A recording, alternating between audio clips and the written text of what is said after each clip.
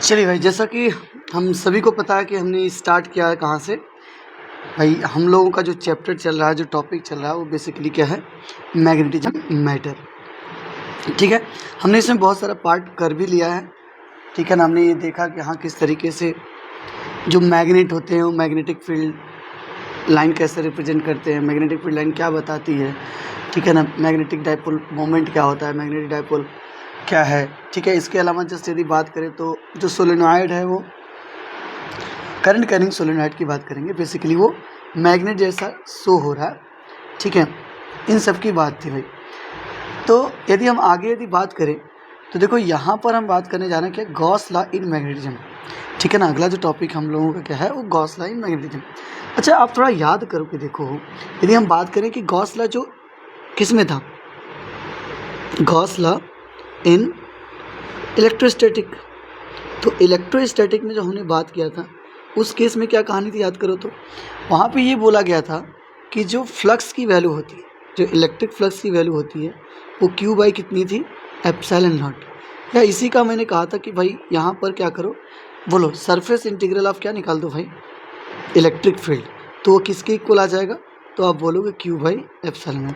मतलब इसमें बताया गया था कि किसी क्लोज्ड सरफेस के अंदर यदि चार्ज की वैल्यू है, ठीक है ना, चार्ज रिप्रेजेंट है, चार्ज क्यू है, तो उसके करस्पॉन्डिंग जो टोटल फ्लक्स मिलेगा वो कितना हो जाएगा, तो क्यू बाई एप्सिलॉन नॉट। ठीक है, क्लियर हो गई बात।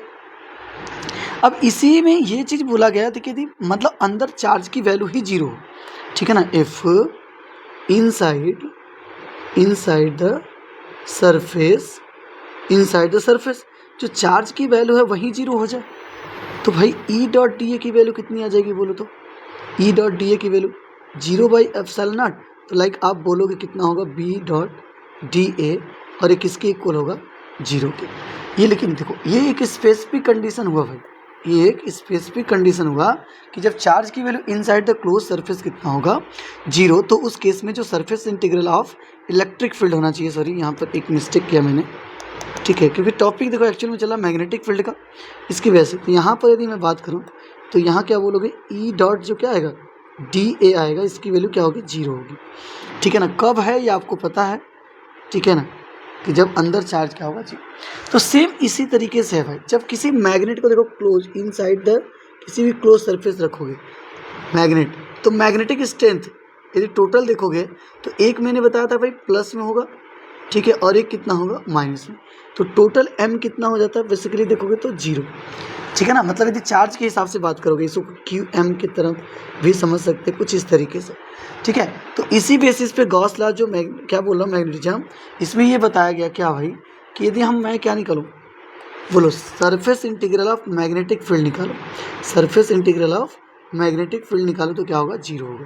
क्योंकि आप सभी को भी पता होगा कि यदि यहाँ पर बोलेंगे चलो ये यन है और ये क्या है, एस है, तो यन से निकलकर मैग्नेटिक फील्ड लाइन कहाँ जाती है, एस में।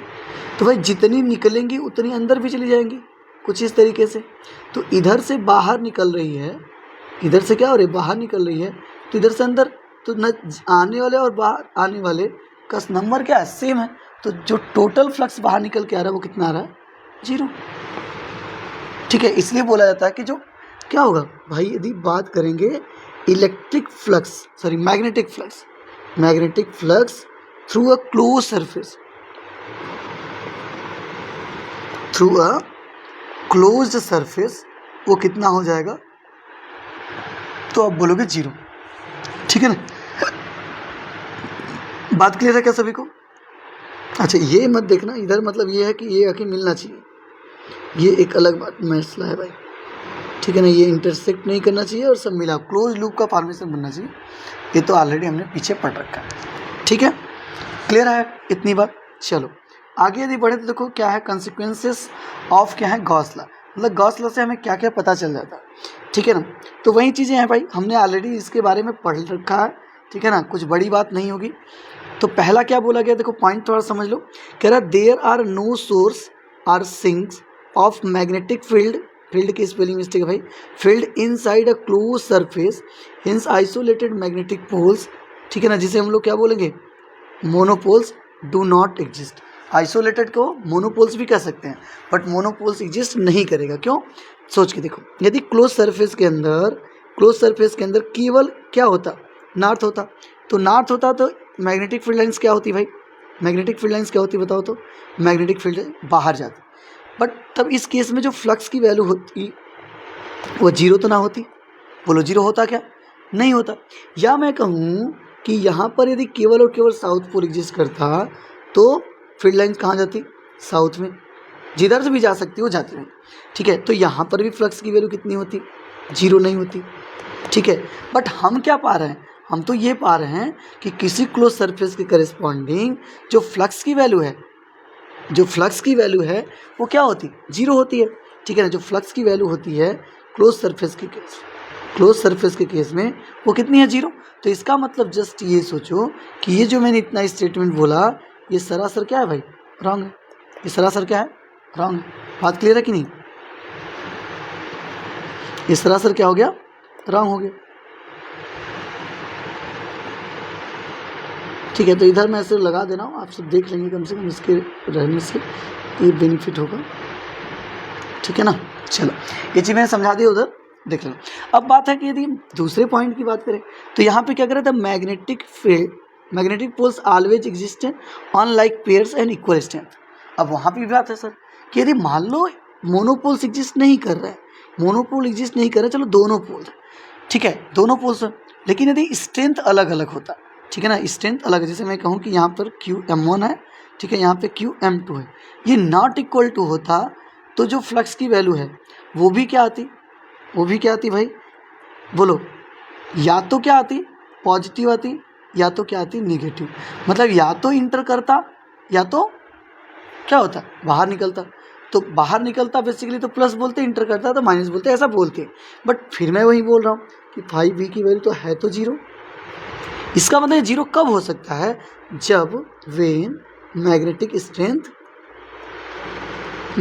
जो स्ट्रेंथ है वो इक्वल हो, ठीक है ना। मैग्नेटिक स्ट्रेंथ क्या हो भाई, इक्वल। जब इक्वल होगा तभी 5V की वैल्यू कितनी होगी, जीरो होगी।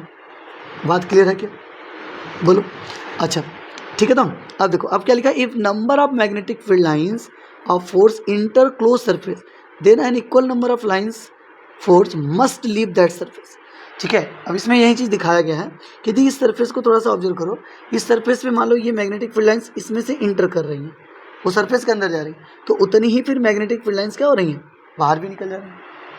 जितनी मैग्नेटिक फील्ड लाइंस किसी भी क्लोज सरफेस में भी इंटर कर रही होंगी तो उस केस में फिर जो रिजल्टेंट हमारा होगा, बात समझ लो कि नहीं, रिजल्टेंट या मतलब लाइक बोल सकते हैं जितनी अंदर गई हैं उतनी क्या होंगी, बाहर भी निकल जाएंगी। मतलब एट द एंड आपको यही बोलना है कि जो मैग्नेटिक फील्ड की वैल्यू, मैग्नेटिक फ्लक्स की वैल्यू है वो कितनी होगी, जीरो होगी। बोलो बात समझ में आई कि नहीं, ठीक है।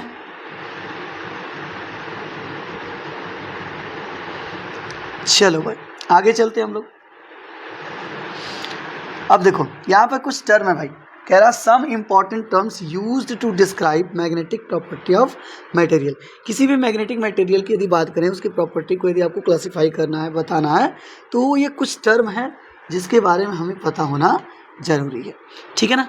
फर्स्ट क्या बोला जा रहा है बताओ तो, फर्स्ट बोला जा रहा है मैग्नेटाइजिंग फील्ड। क्या बोला जा रहा है भाई, मैग्नेटाइजिंग फील्ड। अब ये क्या है, तो कह रहा the magnetic field that exist in vacuum and induces magnetism is called magnetizing field, ठीक है ना। अब इसका मीनिंग क्या है सर, इसका मीनिंग ये है कि मान लो अपने पास कोई मैग्नेटिक मटेरियल है, कोई भी मैग्नेटिक मटेरियल है, उस मैग्नेटिक मटेरियल को मैं कहाँ पे रख रहा हूँ, मैग्नेटिक फील्ड में रख रहा हूँ, किसी भी एक्सटर्नल मैग्नेटिक फील्ड में। तो एक्सटर्नल मैग्नेटिक फील्ड में रखने पर वो क्या होगा, मैग्नेटाइज होगा। तो जो फील्ड मैग्नेटाइज करता है उसी फील्ड को हम क्या नाम देते हैं, क्या बोलो तो, मैग्नेटाइजिंग फील्ड, ठीक है। जैसे मैं कहूँ कि करंट कैरिंग सोलेनॉइड, अपने पास क्या है, करंट कैरिंग सोलेनॉइड है। तो करंट कैरिंग सोलेनॉइड यदि है तो आपके पास पता बीच में तो खाली होता है, उसके अंदर यदि कोई इसी मैग्नेटिक मटेरियल को रखें तो बताओ, उस जब बीच में रख रहे हो तो वहाँ पर मैग्नेटिक फील्ड है कितनी, तो आप बोल सकते देखो एक्सटर्नल जो होता है उसे बी नॉट से दिखाते हैं इस केस में, तो कितना होता है, आपने पढ़ा है म्यू नॉट एन आई, क्या पढ़ा था, म्यू नॉट एन आई। तो इस केस में यहाँ पे ये जो वैल्यू आ रही है, भाई ये एक्चुअल में क्या है बताओ तो, ये है आपका मैग्नेटाइजिंग फील्ड, ठीक है ना। क्या है, मैग्नेटाइजिंग फील्ड। क्लियर हो गई बात? चलो भाई आगे बढ़ते हैं। तो जस्ट अगले यदि पोर्शन पे चलेंगे तो यहाँ क्या है, मैग्नेटिक इंडक्शन। क्या है? मैग्नेटिक इंडक्शन है। तो मैग्नेटिक इंडक्शन की बात करेंगे तो द टोटल मैग्नेटिक फील्ड, बात ध्यान समझना, the total magnetic field inside the material, the total magnetic field inside the material is sum of the external magnetizing field, ठीक है ना, मैग्नेटिक फील्ड एंड, कहाँ चला गया भाई, magnetizing field and the additional magnetic field produced due to the magnetization of the material is called, material and नहीं रहना चाहिए यहाँ पे, इज कॉल्ड मैग्नेटिक इंडक्शन। बात क्लियर है क्या? बोलो भाई क्या बोल रहा हूँ, मैं नहीं समझो। मैं इतना कहना चाह रहा था जो टोटल मैग्नेटिक फील्ड इनसाइड किसी कोई भी मैग्नेटिक मटेरियल है, ठीक है ना, मान लो ये मटेरियल, ये मैग्नेट मत समझो, ये मटेरियल है, तो इसको आप क्या करोगे, ये कहाँ पे रखा गया है, तो ये आपका एक मैग्नेटिक फील्ड है। क्या है? एक मैग्नेटिक फील्ड। इस मैग्नेटिक फील्ड में इसे क्या किया गया, रखा गया, तो ये एक्सटर्नल हुआ, ये क्या हुआ, एक्सटर्नल हुआ। लेकिन जब इसको रखेगा तो ये पार्टिकल क्या होगा, ये जो पार्टिकल है, ये मैग्नेटिक मटेरियल जो है वो क्या होगा, मैग्नेटाइज होगा, तो उसके अंदर भी मैग्नेटिक फील्ड लाइन डेवलप होंगी। तो ये कहा जा रहा है कि इन दोनों का जो सम होगा, इन दोनों का जो सम होगा बेसिकली, उसी को हम लोग क्या बोलेंगे, मैग्नेटिक इंडक्शन।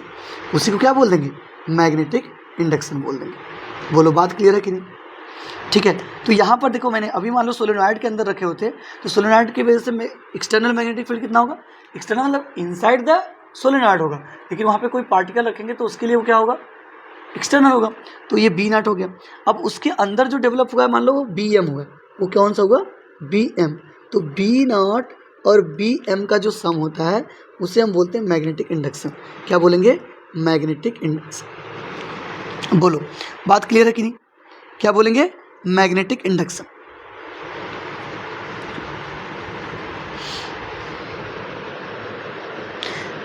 बोलो भाई जल्दी, क्लियर है क्या? चलो अच्छा, बी नॉट तो ठीक है, बी एम की वैल्यू क्या होगी सर, सॉरी बी एम की वैल्यू क्या होगी, देखो बी नॉट जैसे कि म्यू नॉट एन आई, वैसे ही बी एम की वैल्यू क्या बोल सकते हो,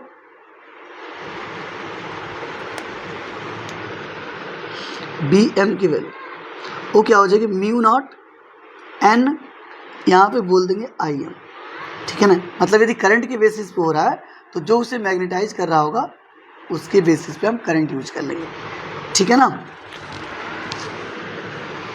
भाई। देखो पूरे करंट की वजह से तो होगा नहीं, कुछ अमाउंट ऑफ करंट उसके लिए यूज होगा, तो इसलिए हम बोलेंगे कितना होगा, mu naught N I M, ठीक है। हालांकि इसके पोर्शन को अभी हम देखेंगे, कोई इशू नहीं होना चाहिए, ठीक है ना। अभी इतना माइंड में सेट रखो, ये सब चीज़ें डेली लो, अभी मतलब हो जाएंगी, ऐसी बात नहीं है। बट मेरे ख्याल से समझ में आ गया होगा मैं क्या बोलना चाह रहा हूँ भाई। जितना करंट फ्लो कर रहे हो, जितना मतलब सोचो मैं पढ़ा रहा हूँ, 100% तो एब्जॉर्ब तुरंत नहीं हो जाता, ठीक है। तो जस्ट जितना सीख रहे हो, ठीक है, तो जितना सीख रहा हो मेरे का कितना पार्ट होगा वहीं यूज कर लो। जैसे मैं क्या कर रहा हूँ, 100% दे रहा हूँ, मेरा सीख कितना रहा है, 80%, तो 80% ही क्या होगा, इनसाइड द मैग्नेटिक, मतलब तुम्हारे अंदर आया। तो वैसे ही क्या होगा, करंट आई फ्लो कर रहा था सोलेनॉइड में, लेकिन किस करंट का कितना पार्ट की वजह से वो मैग्नेटाइज हो गया है, मतलब जितना उसके पास टोटली एब्जॉर्ब हुआ, तो वो मैं कह रहा हूँ आई एम। तो उसकी वजह से जो बी एम की वैल्यू हो जाएगी वो कितनी हो जाएगी, mu naught N I M, इतना बोल सकते हो, ठीक है भाई। क्लियर है क्या? अच्छा मैग्नेटिक, देखो ये तो है क्या, ये मैग्नेटिक फील्ड ही तो है, बोलो मैग्नेटिक फील्ड है कि नहीं। तो मैग्नेटिक फील्ड है, तो यदि इसकी यूनिट की बात करोगे मैग्नेटिक फील्ड की, तो मैग्नेटिक फील्ड का यूनिट क्या होता है भाई, टेस्ला होता है। क्या होता है, टेस्ला, या वेबर पर मीटर स्क्वायर, या क्या होता है, वेबर पर मीटर स्क्वायर। अरे बात समझ रहे हो कि नहीं, ठीक है। तो इस तरीके से वो कर लेंगे। चलो आगे यदि बात करें तो थर्ड अपना जो पॉइंट है बेसिकली देखा जाए तो क्या है बताओ, मैग्नेटाइजिंग फील्ड इंटेंसिटी। आगे क्या है, मैग्नेटाइजिंग फील्ड इंटेंसिटी। अब बात समझना, देखो गौर से समझने वाली बात है भाई। मैग्नेटाइजिंग फील्ड इंटेंसिटी ये क्या था, पहला वाला जो पोर्शन था वो मैग्नेटाइजिंग एक्सटर्नल मैग्नेटिक फील्ड, ये क्या था, दोनों का सम था, अंदर कितना डेवलप हुआ, ठीक है, बाहर का कितना था, उस सब ले लो, तो वो अपना क्या हो जाएगा, वो अपना क्या हो जाएगा। तो आप बोलोगे सर वो होगा, बोलो मैग्नेटिक इंडक्शन। लेकिन अब मैं बात करना चाह रहा हूँ किसकी, अब मैं बात करना चाह रहा हूँ मैग्नेटाइजिंग फील्ड इंटेंसिटी। तो देखो जैसे मैं पढ़ा रहा हूँ तो जरूरी नहीं कि सबकी कैपेबिलिटी एक जैसी हो। मैंने कहा 80% ले रहा हूँ, लेकिन नहीं भाई, हर एक स्टूडेंट का कैपेबिलिटी क्या होगा, अलग अलग होगा। तो ऐसे किसी पार्टिकल का जो क्या होगा, मैग्नेटाइजिंग बिहेवियर होगा, मैग्नेटाइजेशन का जो प्रोसेस होगा वो सबके लिए अलग अलग होगा। ठीक है ना, मतलब उसका नेचर कैसा है, वो मटेरियल कैसा है, ठीक है, उस पर डिपेंड करता है। उसकी वजह से क्या होगा, अलग अलग तरीके से एक ही फील्ड में रखने के बाद भी मैग्नेटाइजेशन अलग अलग होगा। तो उनकी इंटेंसिटी कितनी है, ठीक है ना, उनकी एबिलिटी कितनी है कि वो उस चीज़ को कैच कर पाए और मैग्नेटाइज हो पाए। तो जस्ट यही चीज़ यहाँ पे मैं बोलना चाह रहा हूँ कि यहाँ पे क्या बोला गया, देखो the ability of magnetizing field, ठीक है ना, ability of magnetizing field to magnetize, बात समझना, to magnetize material medium, to magnetize अब मटेरियल मीडियम, जो भी मटेरियल ये हो उसको मैग्नेटाइज करने के लिए, ठीक है ना, जो एबिलिटी होगी उसी को हम क्या बोलते हैं, मैग्नेटाइजिंग फील्ड इंटेंसिटी, या इसी को बोलते हैं मैग्नेटिक इंटेंसिटी। डायरेक्ट क्या बोल सकते हो, मैग्नेटिक इंटेंसिटी भी बोल सकते हो। बोलो बात क्लियर है क्या, बोलो भाई।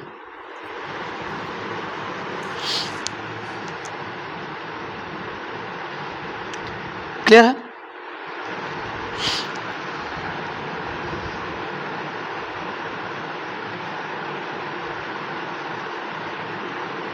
चलो यदि इसकी वैल्यू की बात करेंगे तो देखो इसको दिखाते किससे हैं, इसको हम लोग दिखाते हैं एच से। किससे दिखाते हैं, एच से।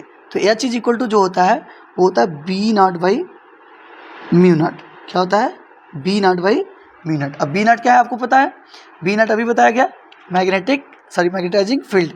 और ये जो म्यू नॉट है वो क्या है, तो आप बताओगे परमिबिलिटी ऑफ द बोलो, permeability of the free space, ठीक है ना, permeability of the free space. वो अलग अलग मटेरियल का होगा। जैसे सोचो किसी मीडियम में रख रहे हो तो वहाँ पे क्या होगा, रिलेटिव परमिबिलिटी। जस्ट अभी आगे हम लोग इसको भी पढ़ेंगे कि वो क्या है। तो यह चीज इक्वल टू क्या हो गया, B naught by mu naught. ठीक है, क्लियर है बात। अच्छा यूनिट की बात कर लो, यूनिट की बात करोगे तो यहाँ पे बी की यूनिट क्या होती है आपको पता है, अभी टेस्ला बताया। ठीक है, यदि म्यू नॉट की वैल्यू तो उसके करस्पॉन्डिंग यदि देखो इसकी यूनिट की बात करोगे तो ये होता है एम्पियर पर मीटर। क्या होता है, एम्पियर पर मीटर। यूनिट की यदि बात करोगे, ठीक है, तो यूनिट की बात करोगे तो इसका यूनिट क्या होता है, एम्पियर पर मीटर।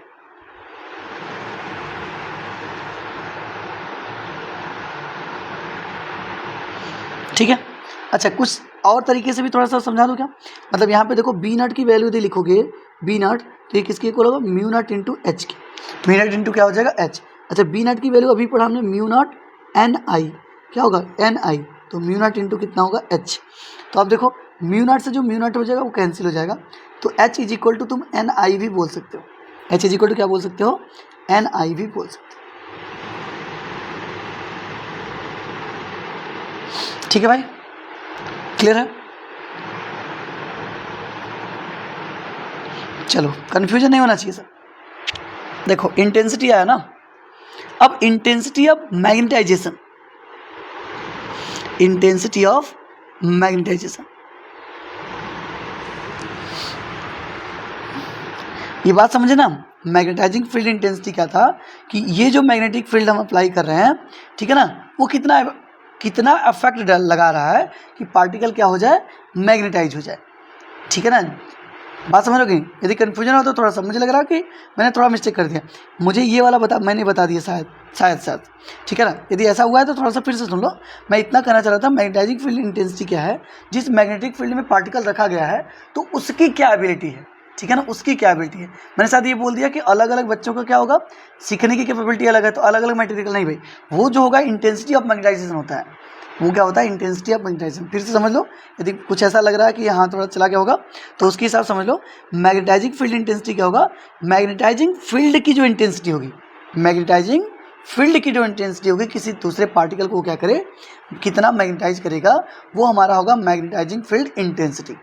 ठीक है, पार्टिकल कितना मैग्नेटाइज होगा, उसका खुद का नेचर कैसा है, उसकी खुद की प्रॉपर्टी कितनी है, वो कितना मैग्नेटाइज हो सकता है। ठीक है, जैसे तुम्हारी कैपेबिलिटी कितनी है कि तुम कितना पढ़ सकते हो, कितना याद रख सकते हो, तो वो बोला जाएगा क्या, इंटेंसिटी ऑफ मैग्नेटाइजेशन। वो क्या बोला जाएगा, इंटेंसिटी ऑफ मैग्नेटाइजेशन। ठीक है, बात समझ में आ रहा कि नहीं? तो यहाँ पे देखो बोला गया वेन अ मैग्नेटिक मटेरियल, ठीक है ना। हाँ देखो मटेरियल के बारे में यहाँ पे ये सॉरी थोड़ा सा मिस्टेक हुआ है मुझे लग रहा है। तो यहाँ मैग्नेटाइजिंग फील्ड के बारे में बोलना है और यहाँ मटेरियल के बारे में बोलना है, ठीक है। Is placed in magnetizing field, magnetizing field में रखा जा रहा है।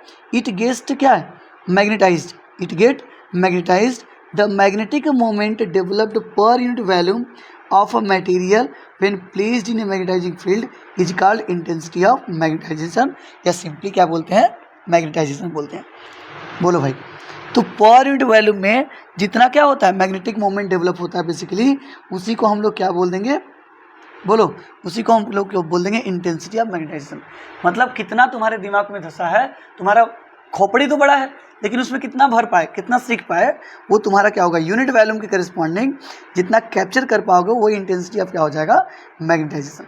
तो पार्टिकल कितना मैग्नेटाइज हुआ है, ठीक है, उसकी कैपेबिलिटी कितना है कि कितना एब्जॉर्ब कर सकता है, वो उसका क्या बोला जाएगा इंटेंसिटी ऑफ मैग्नेटाइजेशन। इसे देखो किससे दिखाते हैं भाई, कैपिटल एम से।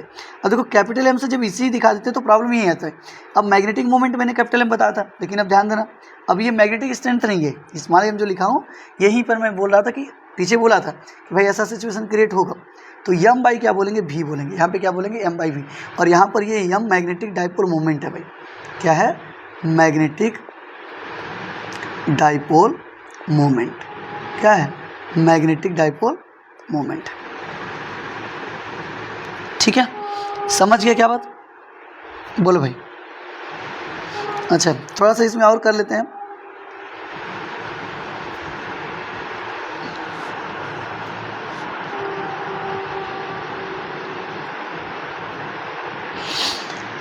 अब देखो इसमें यदि बात करें हम लोग तो यहाँ से यदि यम की वैल्यू की बात करोगे, ठीक है ना, मैं इसी में थोड़ा सा चिपकाने की कोशिश करूँगा, मैं इधर से कर रहा हूँ। स्मॉल एम की वैल्यू यदि देखोगे तो यदि नंबर ऑफ टर्न एन है, नंबर ऑफ टर्न कितने हैं एन है, ठीक है। करंट जो मैग्नेटाइज जो कर रहा है पूरा तो कर नहीं पाएगा, तो मैंने बोला था आई एम लेना, तो ये कितना हो जाएगा एन आई एम ए, ठीक है ना। जो एन आई ए था मिनट एन आई, तो एन तो टोटल आई तो टोटल था, लेकिन भाई करंट के कुछ पार्ट से ही क्या हुआ होगा वो मैग्नेटाइज होगा, तो उसके लिए बोल रहा हूँ एन आई एम इंटू क्या हो गया ए, ठीक है।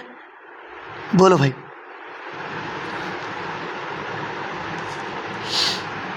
अब इसको यदि मैं क्या करूं सब्स्टिट्यूट कर दूं, ठीक है ना। अब मान लो यूनिट लेंथ का एरिया है, ठीक है ना, एरिया जो लेंथ है उसका कितना यल है, ठीक है, सॉरी यूनिट लेंथ है, तो यल इंटू ए इसका वैल्यूम होगा, लेकिन मैं लेंथ को 1 कर दे रहा हूँ, ठीक है, तो यहाँ ए हो जाएगा।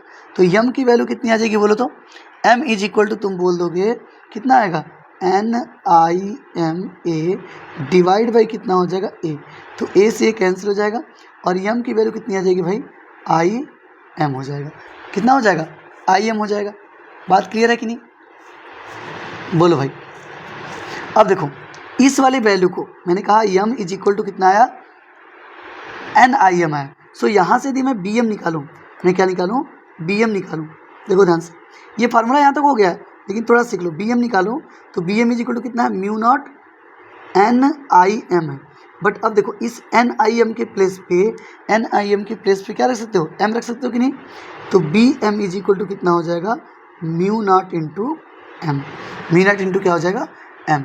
अच्छा यम को कभी कभी किसी किसी बुक में आई से भी दिखाते हैं, किससे दिखाते हैं आई से भी दिखाते हैं, तो याद रखना बी नॉट की वैल्यू कितनी हो जाएगी, देखो यहाँ से यदि बी नॉट की वैल्यू निकालोगे तो म्यू नॉट इंटू एच हो जाएगा, इस वाले से देखो इस वाले से B naught is equal to क्या आएगा म्यू नॉट एच और B M is equal to कितना आ जाएगा म्यू नॉट एम आ जाएगा। बोलो भाई क्लियर है कि नहीं, क्लियर है कि नहीं।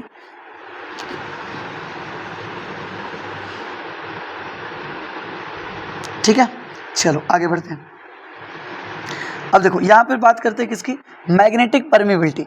मैग्नेटिक परमिबिलिटी क्या होता है भाई, तो मैग्नेटिक परमिबिलिटी वही बात है परमिबिलिटी ऑफ अ मटेरियल, ठीक है ना, में डिफाइंड क्या बोला the ratio of magnetic induction to the magnetic intensity, to the magnetic intensity. Magnetic intensity मतलब एच, मैग्नेटिक इंटेंसिटी मतलब एच, इंटेंसिटी फिर से मैं बता रहा हूँ जो मैग्नेटाइजिंग फील्ड का जो पावर होता है उसके करस्पॉन्डिंग बताना भाई, ठीक है। तो मैग्नेटिक परमिबिलिटी को देखो किससे दिखाते हैं म्यू से दिखाते हैं, तो आप म्यू इज इक्वल टू बोल सकते हो क्या होगा बी बाई एच, क्या बोल दोगे बी बाई क्या हो जाएगा एच हो जाएगा। बात क्लियर है क्या, मैग्नेटिक परमिबिलिटी की वैल्यू कितनी हो जाएगी, B/H। ठीक है, बोलो भाई यूनिट की बात कर लो। यदि यूनिट की बात करनी होगी तो यूनिट कितना हो जाएगा बताओ तो, बोलो। इसका यूनिट होता है टेस्ला मीटर पर एम्पियर। टेस्ला मीटर पर क्या होता है भाई, एम्पियर होता है। इसके अकॉर्डिंग डायमेंशनल फार्मूला निकाल लीजिएगा आप सब। ठीक है ना, क्लियर है भाई। कुछ काम अपने से भी कर सकते हैं। ठीक है, मैं बता दे रहा हूँ कितना होता है। ठीक है, डायमेंशनल फार्मूला ऑफ म्यू ये होता है ML_T-2 A-2। ये तो पीछे ही बता दिया गया था, मैग्नेटिक फील्ड जब स्टार्ट हुआ था तभी। ठीक है ना, ये वाला चैप्टर नहीं, पीछे वाला। क्लियर है। अब बात करेंगे किसकी, मैग्नेटिक ससेप्टिबिलिटी की। किसकी बात करेंगे, मैग्नेटिक ससेप्टिबिलिटी। तो मैग्नेटिक ससेप्टिबिलिटी क्या होगा भाई, ये ससेप्टिबिलिटी पहले आएगा क्या, नहीं, अभी तो अपने सामने क्या है भाई, अभी अपने सामने क्या है, रिलेटिव परमिबिलिटी। क्या है, रिलेटिव परमिबिलिटी। तो रिलेटिव परमिबिलिटी क्या है, मतलब रिलेट करना। क्या करेंगे, रिलेट करेंगे किसी मीडियम का किसी के करस्पॉन्डिंग। ठीक है, तो रिलेटिव परमिबिलिटी देखो क्या है, the ratio of the permeability of the medium. Permeability of medium किसके रिस्पेक्ट में भाई, तो परमिबिलिटी ऑफ फ्री स्पेस। ठीक है ना, मतलब परमिबिलिटी ऑफ मीडियम ले लो और परमिबिलिटी क्या ऑफ फ्री स्पेस ले लो, तो उसका जो रेशियो होगा ना, μ/μ0 रिलेट। देखो ये म्यू क्या है, तो आप बोलोगे ये परमिबिलिटी, म्यू क्या है भाई, परमिबिलिटी ऑफ मीडियम, μ0 क्या है, परमिबिलिटी ऑफ फ्री स्पेस। तो इन दोनों का रेशियो जो होता है उसे हम बोलते हैं रिलेटिव परमिबिलिटी। क्या बोलेंगे, रिलेटिव परमिबिलिटी। तो μr की वैल्यू कितनी हो जाएगी, μ/μ0। μ क्या हो जाएगा, μ0 हो जाएगा। क्लियर है क्या, बताओ भाई। ठीक है ना, ये वैक्यूम है एयर के लिए, यदि वैक्यूम है एयर के लिए बात करेंगे, ठीक है ना, तो ये 1 माना जाता है। कितना माना जाता है, 1। ठीक है ना, एयर का 1 ही कर सकते हो, कोई इशू नहीं है। ठीक है ना, और आयरन की बात करेंगे तो भाई बहुत होता है, उसका मतलब 10,000 नहीं 1,000 के प्लस लगभग समझिए ऐसा कुछ।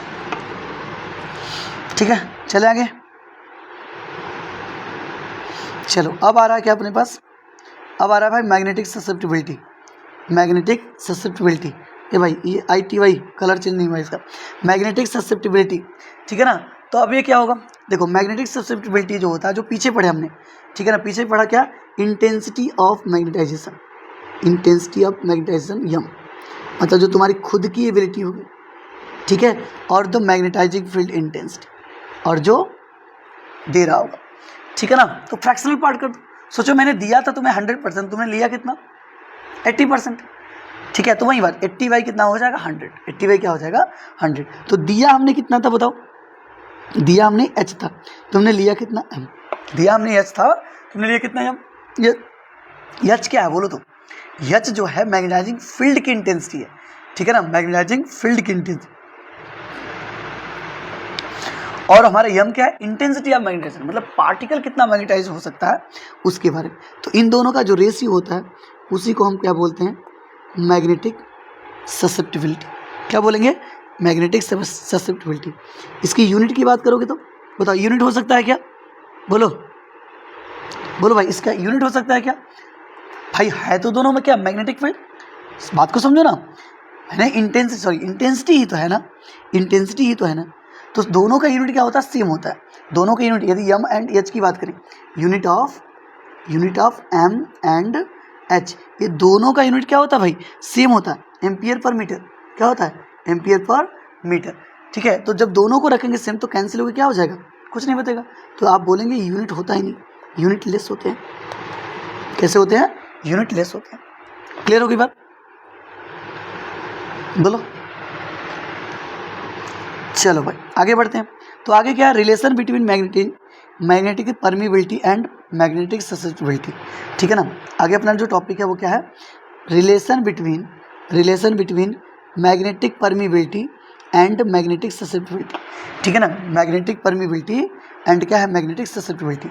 ठीक है, तो देखो इसको डिराइव करने के लिए, प्रूव करने के लिए हम स्टार्ट करेंगे मैग्नेटिक इंडक्शन से।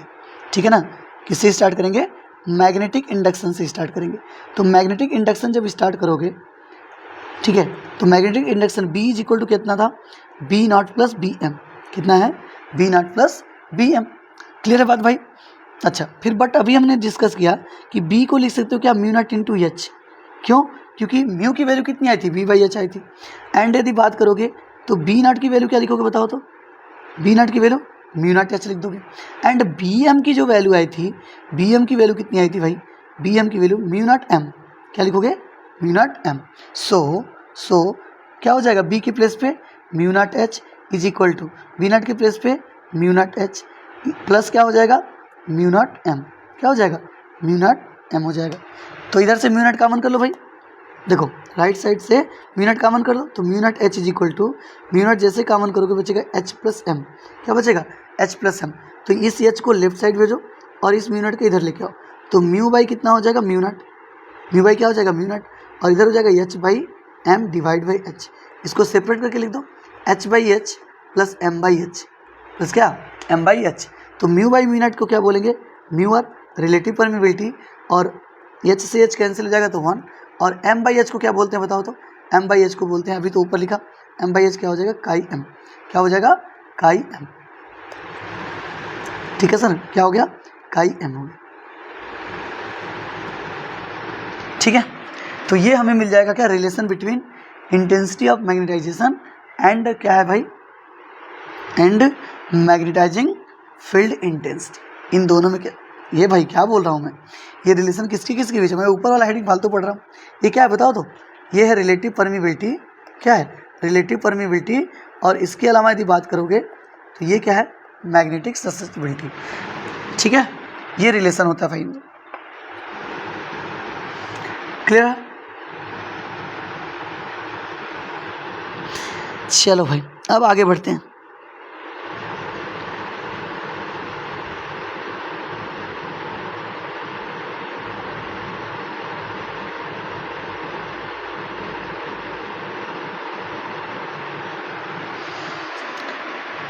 चलो आगे यदि बढ़ेंगे तो क्या होगा, classification of magnetic material, classification of magnetic material, ठीक है ना। अब बात करेंगे अपने पास मैग्नेटिक मटेरियल कितने टाइप के होते हैं, ठीक है ना। तो क्लासिफिकेशन ऑफ मैग्नेटिक मटेरियल की यदि बात करो तो देखो मैग्नेटिक मटेरियल मतलब जितने भी मटेरियल्स होते हैं, मतलब on the basis of magnetic effect की वजह से, तो उनका जो बिहेवियर होता है किसके साथ, मैग्नेटिक फील्ड में, मैग्नेटिक फील्ड में जो बिहेवियर होता है उस बेसिस पे इनको कई पार्ट में क्या किया गया भाई, डिवाइड किया गया, कई पार्ट में क्या किया गया है, डिवाइड किया गया, ठीक है। कई पार्ट मतलब इसके पास ये कितने टाइप के होते हैं, टोटल 3 टाइप्स के, कितने टाइप के होते हैं भाई, टोटल होते हैं 3 टाइप्स के, ठीक है ना। एक की यदि बात करेंगे तो पहले को मैं बोल सकता हूँ डायामैग्नेटिक, क्या बोल सकता हूँ डायामैग्नेटिक, डायामैग्नेटिक सबस्टेंस या मटेरियल्स, ठीक है। इसके बाद क्या हो जाएगा पैरामैग्नेटिक बोल सकते हो, पैरामैग्नेटिक मटेरियल्स, ठीक है। और एक बोल सकते हो क्या फेरोमैग्नेटिक, क्या बोलोगे फेरोमैग्नेटिक मटेरियल, फेरोमैग्नेटिक मटेरियल। तो ये 3 टाइप के भाई अपने पास क्या है मटेरियल्स है, ठीक है ना,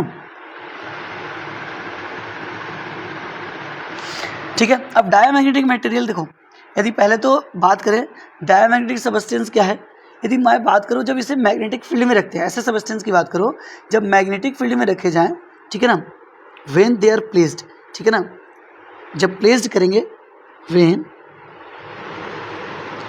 प्लेस्ड इन मैग्नेटिक फील्ड, जैसी मैग्नेटिक फील्ड में हम क्या करेंगे प्लेस्ड करेंगे भाई, ठीक है। तो यहाँ पर बोलेंगे क्या, दे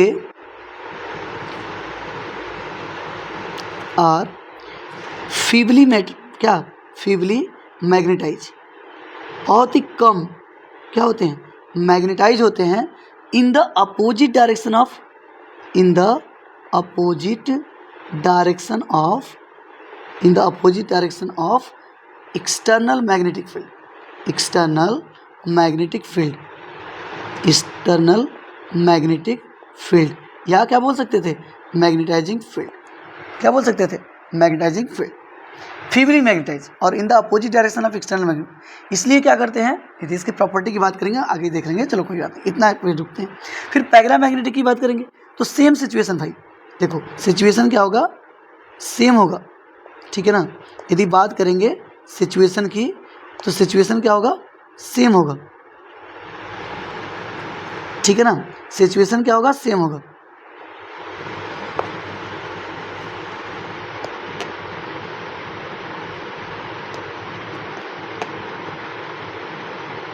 प्लेस्ड इन मैग्नेटिक फील्ड, जब इसको भी मैग्नेटिक फील्ड में प्लेस करेंगे तो यहाँ पे क्या होगा बताओ तो, वही बात, लेकिन यहाँ पर भी वही सिचुएशन क्रिएट होगा, ये भी क्या होंगे, मैग्नेटाइज होंगे, ठीक है ना, लेकिन ये भी फीबली मैग्नेटाइज होगा, ठीक है ना, फीबली क्या होगा भाई, फीबली मतलब हल्का, feebly magnetize along the direction of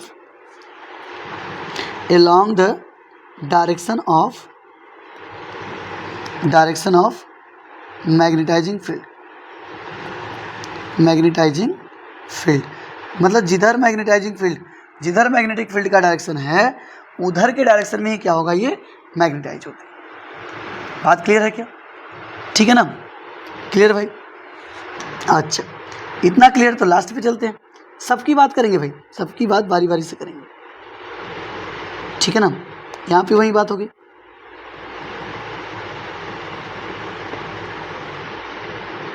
इसकी भी वही बात करेंगे, ठीक है ना, कि ये भी हम बात करें मैग्नेटिक फील्ड में रखा जा रहा है, तो इसके साथ क्या सिचुएशन क्रिएट होगा, ये स्ट्रांगली मैग्नेटाइज होता है, ये क्या होता है, स्ट्रांगली मैग्नेटाइज,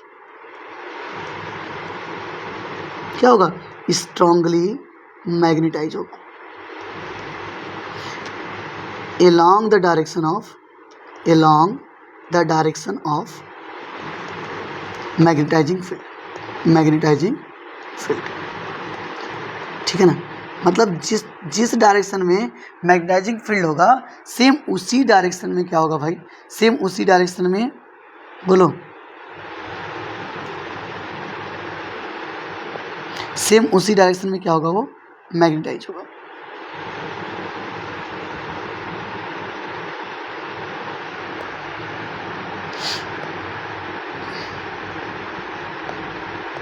चलो थोड़ा छोटा करते रहते हैं,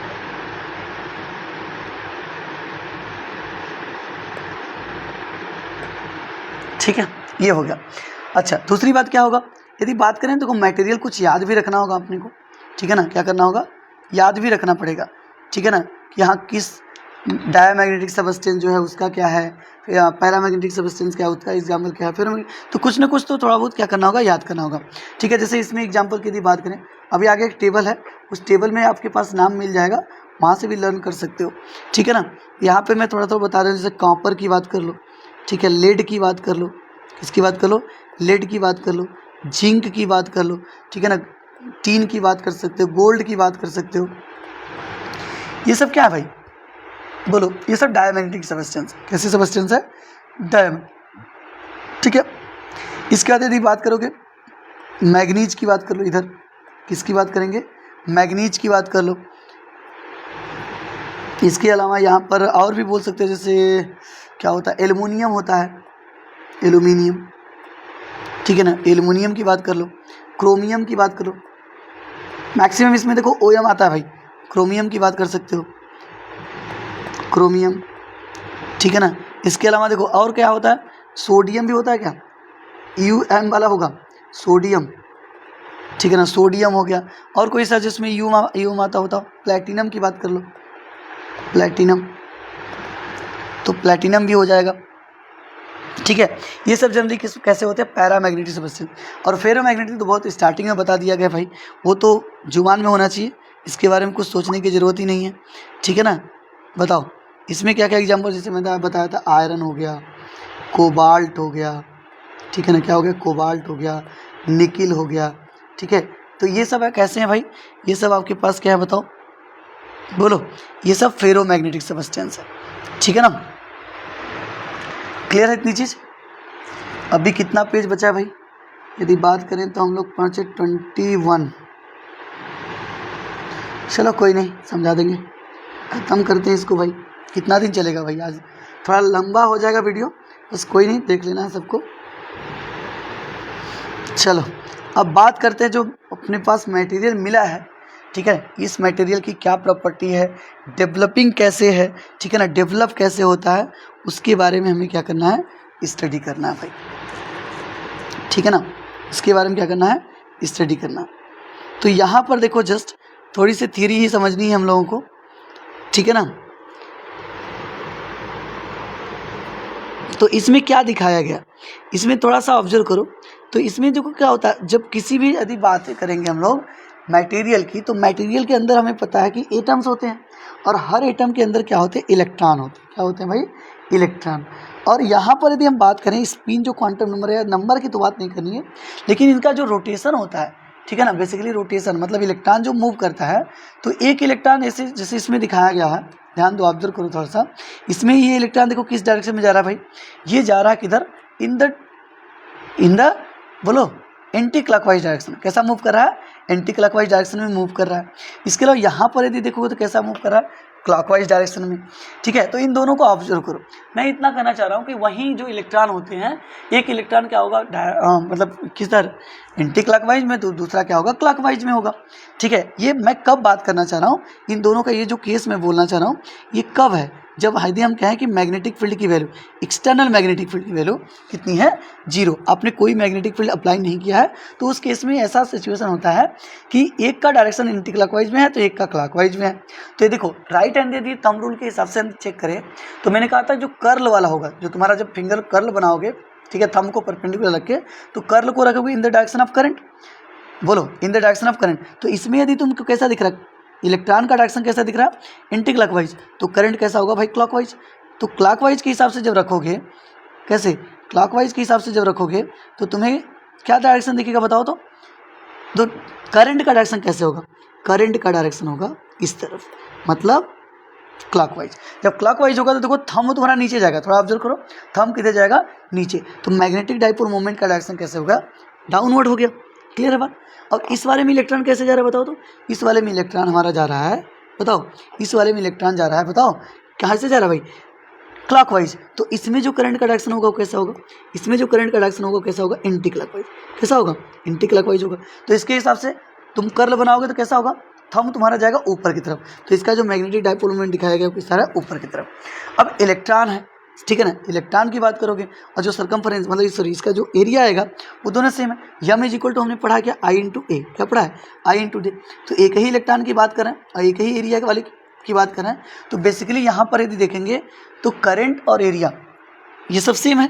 तो एक तरफ मैग्नेटिक डाइपोल मोमेंट डाउनवर्ड दिख रहा है, एक तरफ मैग्नेटिक डाइपोल मोमेंट किधर दिख रहा है भाई, डाउनवर्ड दिख रहा है, और एक तरफ कैसा दिख रहा है, अपवर्ड। तो इस केस में रिजल्टेंट जो आएगा, जो रिजल्टेंट आएगा, वो रिजल्टेंट जो हमारे पास मोमेंट होगा, मैग्नेटिक मोमेंट, रिजल्टेंट जो मैग्नेटिक मोमेंट होगा वो किसके इक्वल होगा, वो किसके इक्वल होगा भाई, 0 के। ठीक है, किसके इक्वल हो जाएगा, 0।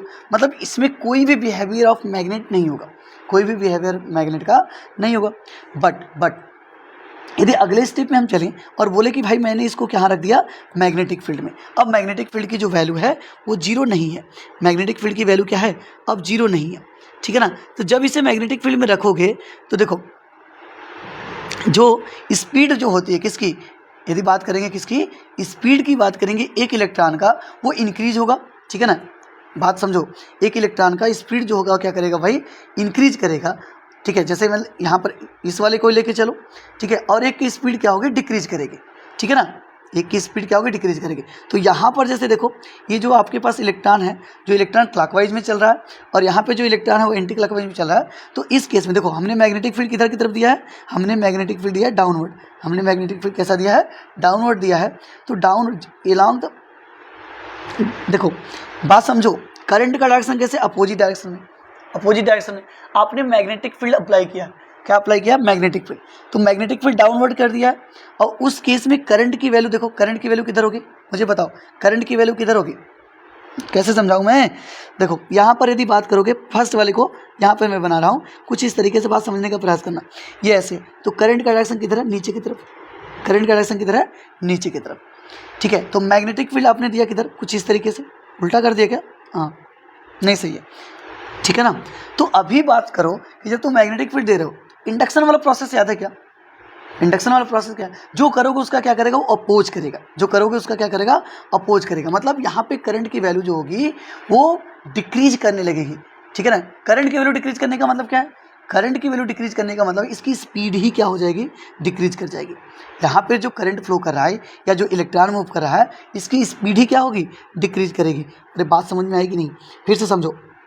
मैं बोल रहा हूँ करंट तुम्हारा क्लॉकवाइज डायरेक्शन में, तो भाई नीचे की तरफ मैग्नेटिक फील्ड दे रहे हो, ये मैग्नेटिक फील्ड प्रोड्यूस करता है नीचे की तरफ करंट की वजह से। लेकिन यदि तुम मैग्नेटिक फील्ड दे रहे हो तो भाई एक इंड्यूस्ड करंट डेवलप होगा ना, जो कि उसके अपोजिट डायरेक्शन में होगा। सेल्फ इंडक्शन थोड़ा याद करो, उसी के करस्पॉन्डिंग वर्क होता है भाई, उसी करस्पॉन्डिंग जो इसके अपोजिट डायरेक्शन में जाएगा, मतलब उस इलेक्ट्रॉन के मोशन को वो रोकेगा, उस इलेक्ट्रॉन के मोशन को क्या करेगा, वो रोकेगा। मतलब उसकी स्पीड क्या होगी, कम हो जाएगी। उसकी स्पीड कम होने से बात समझो, उसकी स्पीड कम होने से यहाँ जो मैंने मोमेंटम बनाया, यहाँ जो मैंने बताया मैग्नेटिक मोमेंट, इसकी वैल्यू क्या करती है भाई, डिक्रीज कर जाती है। इसकी वैल्यू क्या करेगी, डिक्रीज करेगी। तो यहाँ पर याद रखना, along the direction of electric field, sorry magnetic field, along the direction of magnetic field जो होता है उसका जो क्या होगा, मैग्नेटिक डाइपोल मोमेंट होता है वो डिक्रीज कर जाएगा। उसका मैग्नेटिक डाइपोल मोमेंट क्या हो जाएगा, डिक्रीज कर जाएगा। अब इस वाले में क्या है भाई बताओ, इस वाले में सेकंड वाले फिगर में ऑब्जर्व करो, करंट का डायरेक्शन कैसा है, एंटी क्लॉकवाइज। करंट का डायरेक्शन कैसा है, एंटी क्लॉकवाइज। जब करंट का डायरेक्शन एंटी क्लॉकवाइज है, मैग्नेटिक फील्ड नीचे की तरफ दी हो, तो भाई वो क्या करेगा, बात समझो। तो करंट की वैल्यू, अब यहां पर वो मैग्नेटिक फील्ड बढ़ाने की कोशिश करेगा, अरे हाँ या ना, मैग्नेटिक फील्ड नीचे, बात समझ रहे हो कि नहीं, नीचे का मैग्नेटिक फील्ड तुम क्या कर रहे हो, बढ़ा रहे हो। बात समझो भाई, मैग्नेटिक फील्ड नीचे वाला बढ़ा रहे हो तो ये क्या करेगा, ऊपर वाला बढ़ाएगा ना, लेंज लॉ के अकॉर्डिंग। समझो बात को, ये नीचे की तरफ तुम दे रहे हो मैग्नेटिक फील्ड, ठीक है, तो ये क्या करेगा, कम करने के लिए इसका मैग्नेटिक मोमेंट ऊपर की तरफ है तो वो तो बढ़ाएगा। तो स्पीड कम करने के बजाय यहाँ स्पीड क्या होगी, बढ़ जाएगी। यहाँ पे स्पीड बढ़ जाएगी जिससे करंट की वैल्यू बढ़ जाए। करंट की वैल्यू बढ़ जाएगा तो मैग्नेटिक डाइपोल मोमेंट बढ़ जाएगा। तो थोड़ा सा मैग्नेटिक डाइपोल मोमेंट क्या होता है, बढ़ जाता है। तो change in magnetic dipole moment क्या हुआ बताओ तो मुझे, change in magnetic dipole moment क्या हुआ, change in magnetic dipole moment, change in magnetic dipole moment. तो भाई मुझे बताओ ये कितना है, m plus 2m, sorry m plus del m, ठीक है, और माइनस क्या कर देंगे, माइनस क्या कर देंगे, m माइनस डेल m, क्या कर देंगे, m माइनस डेल m। तो यहाँ क्या हो जाएगा, m plus del m minus m plus del m, ठीक है, यहाँ माइनस था भाई, ठीक है। तो ये m से m कैंसिल हो जाएगा और हमें मिल जाएगा क्या, 2 डेल्टा m, क्या मिल जाएगा, 2 डेल्टा m। तो इतना जो मैग्नेटिक फील्ड डेवलप होगा, इतना क्या होगा, मैग्नेटिक डाइपोल मोमेंट डेवलप होगा, इतना मैग्नेटिक डाइपोल मोमेंट होगा, डेवलप होगा। बट भाई देखो, मैं एक अलग से बना दे रहा हूँ, बट देखो यहाँ पे समझो, लेकिन हमने क्या किया था, हमने मैग्नेटिक फील्ड किधर का देखा, हमने मैग्नेटिक फील्ड दिया नीचे का, लेकिन ये जो मैग्नेटिक मोमेंट डेवलप होगा वो उसके अगेंस्ट हुआ है। 2 डेल्टा m की वैल्यू किधर हुई है, ऊपर की तरफ। इसका मतलब क्या है कि ये उसका क्या कर रहा है भाई, अपोज ही तो कर रहा है, अपोज ही तो कर रहा है। इसका मतलब क्या होगा, जब इसे मैग्नेटिक फील्ड में रखते हैं तो ये इसलिए बहुत कम अमाउंट है, ये बहुत लेस अमाउंट है, बात समझना, ये जो अमाउंट है बहुत लेस है भाई, ये बहुत लेस है, ठीक है ना। इसीलिए क्या होता है, ये फीबली क्या होता है, मैग्नेटाइज होता है। क्या होता है भाई, फीबली मैग्नेटाइज होता है, फीबली मैग्नेटाइज, बट कहाँ, in the opposite direction, in the opposite direction of B, opposite direction of magnetic B field B. अरे बोलो, अब इतने में नहीं समझ में आएगा तो कैसे समझाएं, लेकिन मेरे ख्याल से समझ में आएगा, कुछ ऐसा नहीं है, ठीक है, ठीक है भाई, क्लियर है। चलो आगे बढ़ते हैं। अब बात करेंगे ओरिजिन ऑफ पैरामैग्नेटिक। किसकी बात करेंगे, ओरिजिन ऑफ पैरामैग्नेटिक। अब देखो वही जो डिफिकल्टी थी थोड़ी सी इसी में थी, बाकी किसी में ज़्यादा सोचने की जरूरत नहीं है, क्योंकि नेचर अब देखो एक्चुअल में मैग्नेटाइजेशन प्रोसेस जो है वो डिपेंड करता है किस पे, इलेक्ट्रॉन पर। इलेक्ट्रॉन का ओरिएंटेशन, फ्री इलेक्ट्रॉन किस में है किस में नहीं है, ठीक है ना, किस में मैग्नेटाइजेशन, मतलब इलेक्ट्रॉन की वजह से मैग्नेटिक मोमेंट कितना है वही, ठीक है। तो पैरामैग्नेटिक, सॉरी फेरोमैग्नेटिक, सॉरी क्या बोल रहा हूँ मैं, डायमैग्नेटिक में क्या होते हैं, वो पेयर में रहते हैं, एक क्लॉकवाइज तो दूसरा एंटी क्लॉकवाइज। तो हाँ, मैग्नेटिक डाइपोल मोमेंट पहले से क्या होता है, जीरो होता है। लेकिन यदि मैं बात करूँ ना, यदि मैं बात करूँ किसकी बताओ, यदि मैं बात करूँ पैरामैग्नेटिक, किसकी बात करूँ, पैरामैग्नेटिक, तो यहाँ पर पहले से क्या होता है, यहाँ पे पहले से क्या होता है कि हर एक एटम के पास कुछ ना कुछ मैग्नेटिक डाइपोल मोमेंट होता है। जैसे देखो इस वाले केस में क्या दिखाया गया है कि मैग्नेटिक फील्ड की वैल्यू जीरो है, बी नॉट की वैल्यू जीरो, मतलब मैग्नेटाइजिंग फील्ड की वैल्यू जीरो है। जब मैग्नेटाइजिंग फील्ड की वैल्यू 0 है तो इसमें हर एक एटम के पास जो मैग्नेटिक डाइपोल मोमेंट है, इनका देखो है तो जरूर बट इनका ओरिएंटेशन देखो ध्यान से, तो इनका ओरिएंटेशन देखो, तो डायरेक्शन देखो, तो डायरेक्शन ऐसा है कि रिजल्टेंट जो मैग्नेटिक डाइपोल मोमेंट होता है वो क्या लगभग क्या होता है, 0, लगभग क्या होता है, 0 होता है। तो इसका मतलब यहाँ पर मैग्नेटिक डाइपोल मोमेंट तो 0 है इस केस में। जब कब भाई, कब मतलब मैग्नेटाइज है नहीं, मतलब उसके पास मैग्नेटिक प्रॉपर्टी नहीं है, बात समझ रहे हो कि नहीं। लेकिन यदि आप क्या करो, बी नॉट की वैल्यू 0 नहीं रखो, मतलब कुछ ना कुछ क्या करोगे, मैग्नेटाइजिंग फील्ड दोगे, तो अब क्या होगा, आपको पता है कि कोई भी डाइपोल मोमेंट, अभी बताया क्या था, कोई भी डाइपोल यदि डाइपोल रखा गया है, मैग्नेटिक डाइपोल कहाँ पे, मैग्नेटिक फील्ड में, तो वो ओरिएंटेड होता है किसे, along the direction of external magnetic field, along the direction of, भाई टाउ इज इक्वल टू क्या था, M B, tau is equal to M B क्या था, cos theta, sorry sine theta, M B sine theta. तो यहाँ पे क्या बताया गया था आपको कि जो टाउ होता है बेसिकली वो रोटेट करने के लिए यूज करता है, जो टाउ होता है वो क्या कर रहा है, रोटेट करने की कोशिश करता है, किसको, डाइपोल को किधर लाने की कोशिश करता है, along the direction of magnetic field. तो इसमें भी देखो जितने भी डाइपोल हैं, इसमें भी जितने डाइपोल हैं, बात समझो, इसमें भी जितने भी डाइपोल हैं, उन सभी डाइपोल का जो डायरेक्शन होगा वो अलाइन होना स्टार्ट कर देंगे in the direction of magnetic field, in the direction of magnetic field. So देखो अमाउंट मतलब बहुत तो नहीं होता है, इसलिए सो इट मैग्नेटाइज, इट क्या भाई, magnetize along the direction of क्या, magnetic field, along the direction of magnetic field. Clear है बात, बोलो भाई, कोई इशू नहीं। चलो आगे बात करते हैं क्यूरी-ला की, ठीक है, किसकी बात करेंगे, क्यूरी-ला। तो क्यूरी में क्या है भाई, कुछ नहीं यहाँ पे सोचना है, ठीक है ना। क्यूरी-ला में क्या बताया गया है, क्यूरी-ला में क्या है, देखो द इंटेंसिटी ऑफ मैग्नेटाइजेशन, जो इंटेंसिटी ऑफ मैग्नेटाइजेशन लाइक यम की वैल्यू होती है, ठीक है ना, मैग्नेटाइजेशन, ठीक है, of a paramagnetic material, of a paramagnetic, ये किसका है मैग्नेटाइजेशन, मतलब पार्टिकल का, किसका है, पार्टिकल का, मटेरियल का। तो वह कितना मैग्नेटाइज, उसकी एबिलिटी, उसकी खुद की एबिलिटी, ठीक है ना, मतलब पार्टिकल का। सोचो ना तुम मैग्नेट मतलब पढ़ रहे हो, पूरा क्लास डिस्टर्बेंस कर रहा है, तुम्हें पूरा क्लास डाइवर्ट कर रहा है, तुम पढ़ पाओगे क्या, नहीं पढ़ पाओगे। हो तो तुम मतलब हो सकता है तुम्हारे पास कैपेबिलिटी हो, लेकिन तुम्हारे सराउंडिंग में रखने की वजह से तुम खुद भी क्या होगे, डिस्टर्ब हो जाओगे और उस चीज़ को सीख नहीं पाओगे जो सिखाया जा रहा होगा। तो जस्ट यहीं पर बात यहाँ पे कही जा रही है कि पैरामैग्नेटिक की यदि बात करें इंटेंसिटी ऑफ मैग्नेटाइजेशन, तो वो डायरेक्टली प्रोपोर्शनल होता है किसके, मैग्नेटाइजिंग फील्ड। एक तो टीचर जो पढ़ा रहा है उस पर डिपेंड करेगा, ये बात हो गई, ठीक है ना। दूसरा क्या है, universally proportional to absolute temperature, मतलब सराउंडिंग मीडियम जो तुम्हारे आसपास है वो तुम्हें डिस्टर्ब करेंगे, तब भी तुम डिस्टर्ब हो जाओगे। तो वही चीज़ मैं बोल रहा हूँ कि यहाँ पर एम की वैल्यू जो है वो डायरेक्टली प्रोपोर्शनल टू पहले तो कितने हैं, एच के, ठीक है, जो तुम फील्ड दे रहे हो, ठीक है, तो उसकी इंटेंसिटी, और यम यूनिवर्सली प्रोपोर्शनल किसके है, एब्सोल्यूट टेम्परेचर। टेम्परेचर बढ़ाने से क्या होता है, मैग्नेटाइजेशन घट जाएगा। शोरगुल हो रहा होगा क्लास में तो तुम अच्छे से नहीं पढ़ पाओगे। टेम्परेचर बढ़ाओगे, देखो टेम्परेचर बढ़ाओगे तो ये जो ओरिएंटेशन है वो बन पाएगा क्या, नहीं, क्योंकि इनकी जो काइनेटिक एनर्जी हो क्या होगी, बढ़ेगी घटेगी। जब काइनेटिक एनर्जी बढ़ेगी घटेगी मतलब टेम्परेचर बढ़ाने पे बढ़ जाती है, तो वो क्या करेंगे, जो ओरिएंटेड हो रहे थे अलोंग द मैग्नेटिक फील्ड वो नहीं होंगे, इसलिए मैग्नेटाइजेशन क्या हो जाएगा, डिक्रीज कर जाएगा, ठीक है। तो ये बात आती है इसमें। तो यम डायरेक्टली प्रोपोर्शनल टू क्या हो जाएगा, एच बाई टी हो जाएगा, और एम यदि निकालेंगे तो यहाँ कांस्टेंट आएगा सी, जिससे हम लोग क्या बोलते हैं, क्यूरी कांस्टेंट बोलते हैं। क्या बोलते हैं भाई, क्यूरी कांस्टेंट।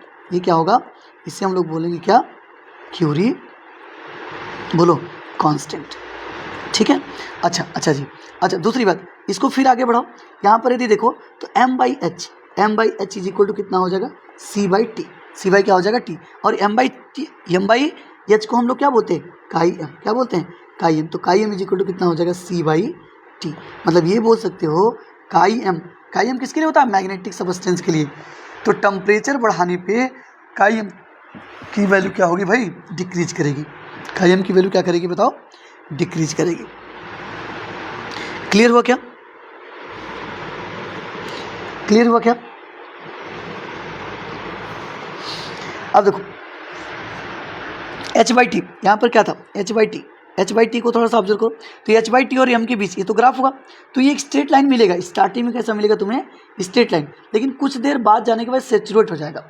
मतलब सोचो ना भाई, एक सिचुएशन सोच के देखो कि तुम टेम्परेचर डाउन रखे, टीचर अच्छा लाए, इस क्लास का माहौल अच्छा है, लेकिन सीखा कितना पाए, जितना टीचर के पास एफिशिएंसी होगी उतनी, तो उससे ज़्यादा तुम कहाँ सीखोगे, मतलब उसके करस्पॉन्ड तुम्हारी खुद की कैपेबिलिटी है, तुम अलग अलग सोर्स से पढ़ रहे हो, एक अलग मैटर होगा। बट यहाँ पर अपने पास दो ही चीज़ हैं, एक तो एच है, दूसरा टी है, जिसकी वजह से वो प्रॉपरली मैग्नेटाइज हो सकता है।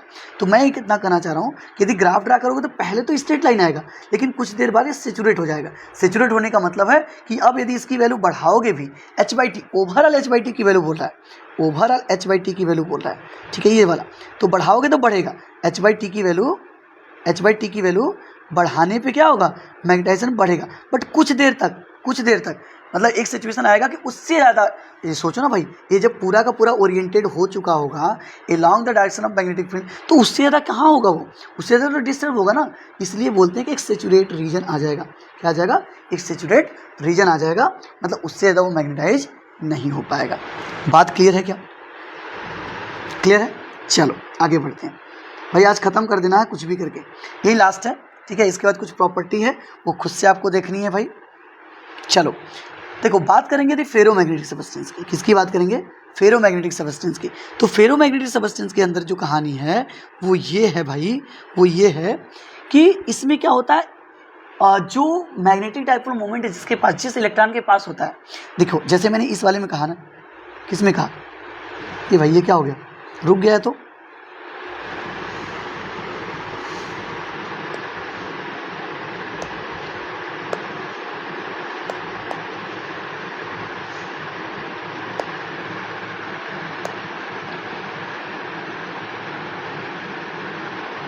देखो मैं क्या बोला था, यदि तुम इसकी बात करो, यहाँ पे देखो, यहाँ ये ओरिएंटेशन देखो, ये ओरिएंटेशन, मैं इसको हटा दे रहा हूँ, बहुत गंदा सा लग रहा है, ठीक है, ये हटा दे रहा हूँ। ये ओरिएंटेशन तुम देखो ना ध्यान से, ये रैंडमली है ना, लेकिन इसमें भी एक डायरेक्शन में है।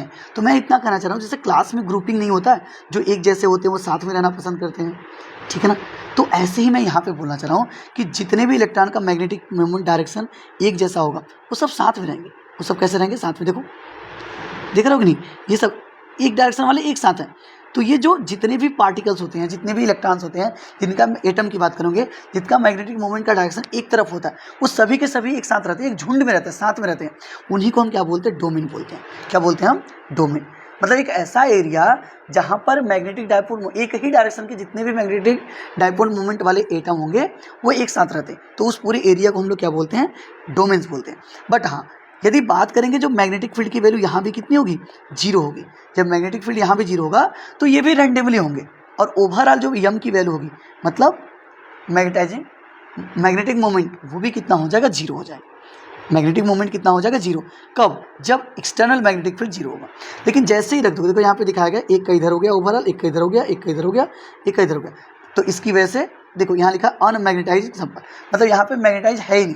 लेकिन तुम थोड़ा सा मैग्नेटिक फील्ड दीजिए, तो देखो जिस डायरेक्शन में मैग्नेटिक फील्ड दे रहे हो, तो जो पहले से इसके डायरेक्शन में होंगे, जो पहले से इन the direction of magnetic field होंगे, उनका जो नंबर होगा ना, उनका नंबर जो होगा बढ़ेगा, और जो क्या होंगे, जो कम होंगे ना, जो कम होंगे उनकी जो वैल्यू होगी वो क्या करेगी, घटेगी। जो कम होंगे उनकी वैल्यू घटेगी। देखो सबसे कम कौन घटे, जो एकदम अपोजिट डायरेक्शन में था वो सबसे कम हो गया, और कुछ जो ऊपर वाले हैं वो दिख रहे हैं थोड़ा सा। लेकिन जैसे जैसे मैग्नेटिक फील्ड बढ़ाते जाओगे, पूरे के पूरे जो क्या होंगे, आपके पास इलेक्ट्रॉन होंगे, लाइक एटम जिसका मैग्नेटाइजिंग मोमेंट है, मैग्नेटिक मोमेंट, वो इन द डायरेक्शन ऑफ क्या हो जाएंगे भाई, मैग्नेटिक फील्ड, और इस तरीके से वो स्ट्रांगली क्या हो जाते हैं, मैग्नेटाइज। तो magnetization by the rotation of domain, ये रोटेशन होगा। फिर कह रहा है मैग्नेटाइजिंग बाय द ग्रुप, क्या है, ग्रुपिंग ऑफ डोमेन। तो भाई तो देखो स्ट्रांग है ये वीक है, इससे मत फर्क नहीं पड़ता, वो तो रोटेट करना ही, उनको रोटेट तो करना ही है। रोटेट करने का मतलब किसकी वजह से, मैग्नेटिक फील्ड अप्लाई करेंगे तभी, ठीक है ना। तो इस तरीके से क्या होता है, आपके पास क्या मिल जाता है, फेरोमैग्नेटिक सबस्टेंस मिल जाता है कि हाँ फेरोमैग्नेटिक जो है वो किस तरीके से मैग्नेटाइज हो पाते, ठीक है, क्लियर है भाई। अच्छा, एक फिगर देखने मिलता है, मैं थोड़ा सा डिस्कस कर दे रहा हूँ कि यदि आप फिगर ड्रा करोगे, देखो ये मैं डायमैग्नेटिक के लिए कर रहा हूँ, ठीक है ना। डायमैग्नेटिक के लिए जो होता है ना, जो फील्ड लाइन होती है वो कुछ इस तरीके से चली जाती हैं, ठीक है, इसके बाहर से जाना पसंद करती हैं, वो अंदर नहीं जाएगा, ठीक है ना। लेकिन यदि बात करोगे किसकी, ये डायग हो गया। अब यदि मैं किसकी बात करूँ, पैरा का, तो कुछ कुछ अंदर से जाने की कोशिश करेगा, ठीक है ना। लेकिन यदि मैं बात करूँगा फेरो का, ठीक है ना, ये देखो ऐसे बाहर से भी दिखेंगे, इसमें बाहर से भी दिखेंगे, ये ऐसे चले जाएंगे। लेकिन यदि इसमें जो होगा, यदि मैं फेरो की बात करूं, तो जितने भी लाइंस होंगे ना, जितने भी लाइन्स होंगे वो सभी के सभी कहाँ से जाना चाहेंगे, इसके अंदर से ही जाएंगे, वो बाहर से जाएंगे ही नहीं, मतलब क्योंकि इतना ज़्यादा वो मैग्नेटाइज होता है इसकी वजह से। तो याद रखना ये डाया का हो गया, ठीक है, ये पैरा का हो गया और ये फेरोमैग्नेटिक का हो गया, ठीक है। तो ये फिगर भी याद रखेंगे। इसके अलावा ये प्रॉपर्टी है भाई, अच्छे से आप लर्न रखो, ठीक है। कुछ पोर्शन में समझा दे रहा हूँ, कैसे ये सब चीज़ें पता है, ये पता है, ठीक है ना। नॉन यूनिफॉर्म में मूव करेंगे, जब अपोजिट डायरेक्शन में तो भाई क्या करेगा, वो स्ट्रॉन्ग से कहाँ जाएगा, वीकर पार्ट की तरफ जाएगा, और ये क्या होगा, वीकर से स्ट्रॉन्ग की तरफ जाएगा। और ये काफ़ी तेज क्विकली, देखो क्विकली बोला क्यों, क्योंकि इस मैग्नेटाइज बहुत ज़्यादा हुआ है, तो वीकर से स्ट्रॉन्गर की तरफ जाएगा, बहुत ही तेज़ी में जाएगा, ठीक है। यूनिफॉर्म होगा तो फ्रीली सस्पेंडेड क्या है, magnetic along is perpendicular to the field, perpendicular field क्या हो जाएगा, ये पैरेलल टू द फील्ड हो जाएगा, ये भी क्या होगा, पैरेलल टू द फील्ड हो जाएगा, ठीक है ना।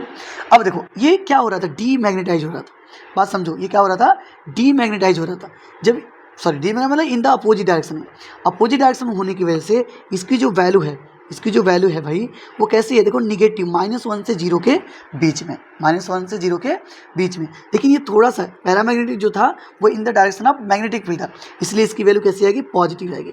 इसकी वैल्यू यहाँ पे कैसे आ जाएगी भाई, पॉजिटिव आएगी, बात समझ रहे हो कि नहीं। और इसकी पॉजिटिव में बहुत ज़्यादा, मैंने कहा था ना अभी आयरन के केस में देखोगे तो रिलेटिव परमिबिलिटी जो होती है, रिलेटिव म्यू आर की वैल्यू वो 1000 से ग्रेटर होती है, ठीक है। तो जस्ट यहाँ पर भी देखो ये काई एम की वैल्यू भी तो ससेप्टिबिलिटी बता रहा हूँ बहुत ज़्यादा होता है, ठीक है। इसके अलावा यदि रिलेटिव परमिबिलिटी की बात करोगे तो यहाँ पे जो फार्मूला होता है ना, mu R is equal to 1 + काई एम, इसमें रख के देखोगे, हाँ तो ये बात है कि ये 0 से 1 मतलब 0 से 1 के बीच आने लगेगा, क्योंकि जो काई एम की वैल्यू निगेटिव है तो 1 में कुछ भी ऐड करोगे तो 1 से वैल्यू छोटी आएगी। निगेटिव नंबर जो 1 और 0 के बीच लाई कर रहा है उसको यदि 1 में ऐड करोगे तो कैसा नंबर देगा, वो नंबर ऐसा देगा कि तुम्हारा 0 से और 1 के क्या आएगा, बीच में आएगा, ठीक है, 0 से 1 के बीच में आएगा।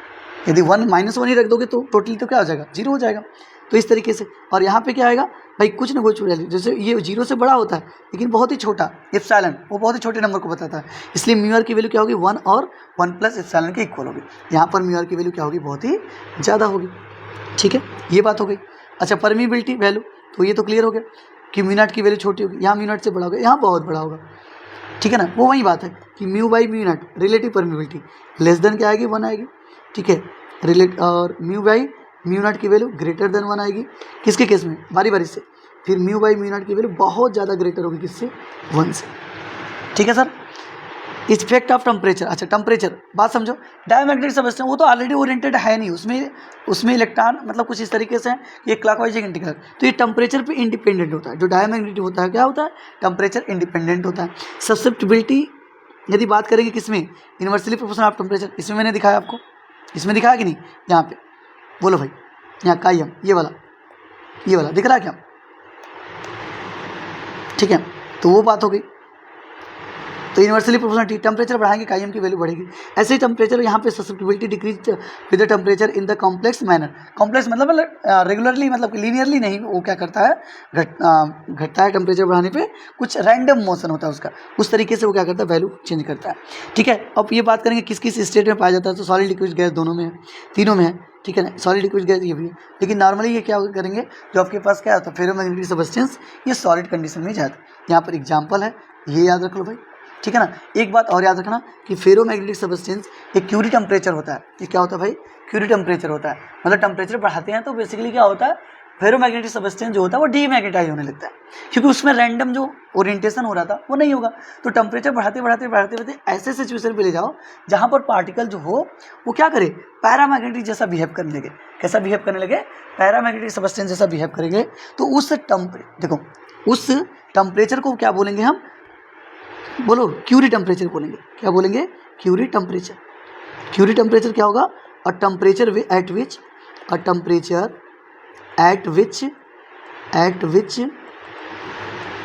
a particle, sorry, a ferromagnetic substance,